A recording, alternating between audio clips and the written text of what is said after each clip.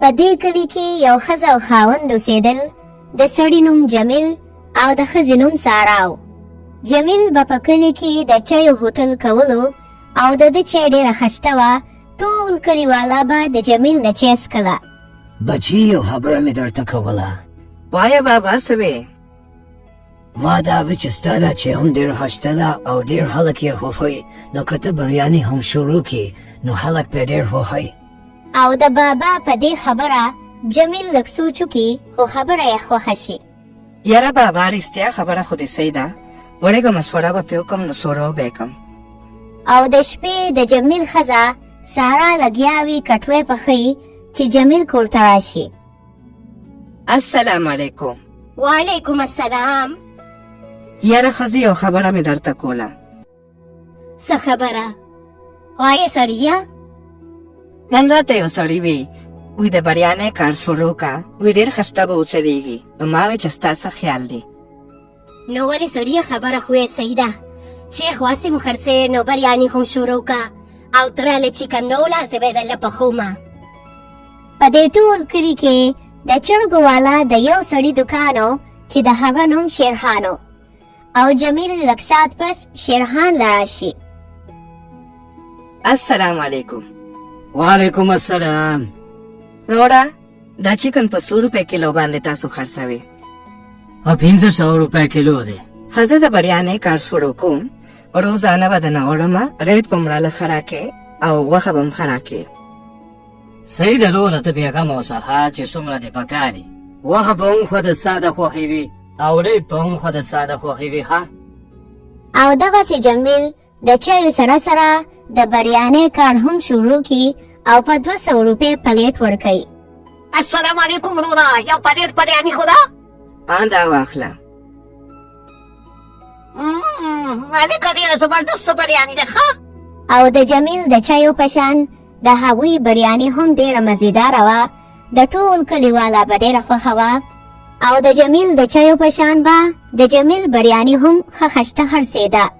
او دغسې وخت تېرېده، په دې کې 2 میاشتې تېرې شوې. السلام علیکم. وعلیکم السلام. ښه وروره ته راکړه که نه یو 5 کیلو غوښه را. ښه اخله که نه، خو دا ده چې د ریټ ته پته شته که نه؟ نه ولې وروره، ولې ریټ یې زیات شو څه؟ او که نه چې د ګوتې خو ډېر زیات ګران شو، اوس په 1000 روپۍ کیلو دی. ها دا دې څه و یار، په 1000 روپۍ کیلو خو ماته واره نه کوي، زه په 200 پلیټ خرڅوم. خو بیا هم د جمیل مجبوري وي غوښه د ځان سره واخلي او ماښام چې کور ته راشي نو ډېر پریشانه وي. ولې سړیه ولې داسې پریشانه یې؟ خیر خو دې څه چلو شو؟ مړې ته وګوره، غوښه ګرانه شوه، په 500 روپۍ کیلو وه او اوس په 1000 روپۍ کیلو شوه. زه خو په 200 پلیټ خرڅوم، اوس په دې سره څه کوو یاره؟ نو ته دومره ټینشن څه لا اخلې؟ نو څه به کوم، اوس په 200 تاوان کوي که نه؟ نو ته یو کار وکړه که نه، په 200 مه خرڅوه، اوس په 500 خرڅوه. او نو اوس به یې خامخا په 500 خرڅومه نو.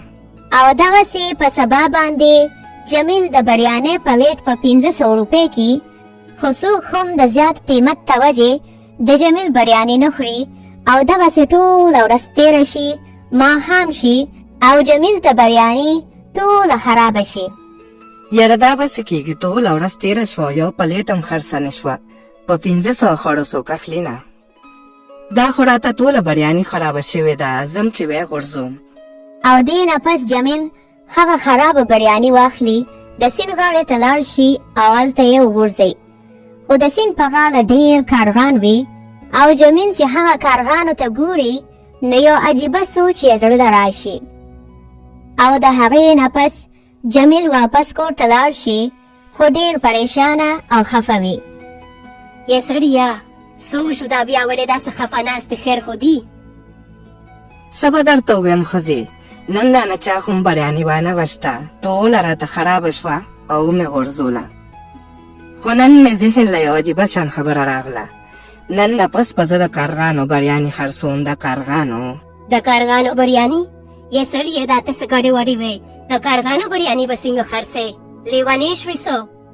نه ښځې د چرګ غوښه ګرانه ده په 1000 روپۍ کیلو ده او کارغان چې کم دی خو پرې میلاویږي پرې.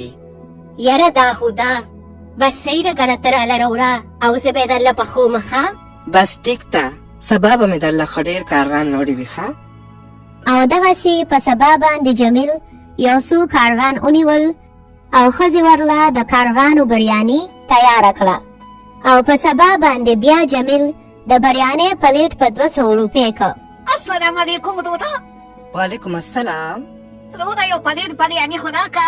او دې نه پس جمیل هغه سړي له یو پلیټ بریاني ورکي. هغه چې کله خوراک ته کښېني او په پلیټ کې پروت پتون ته وګوري نو حیران شي. ها دا لا څه دي چې دا لا د څه شي پتون دی؟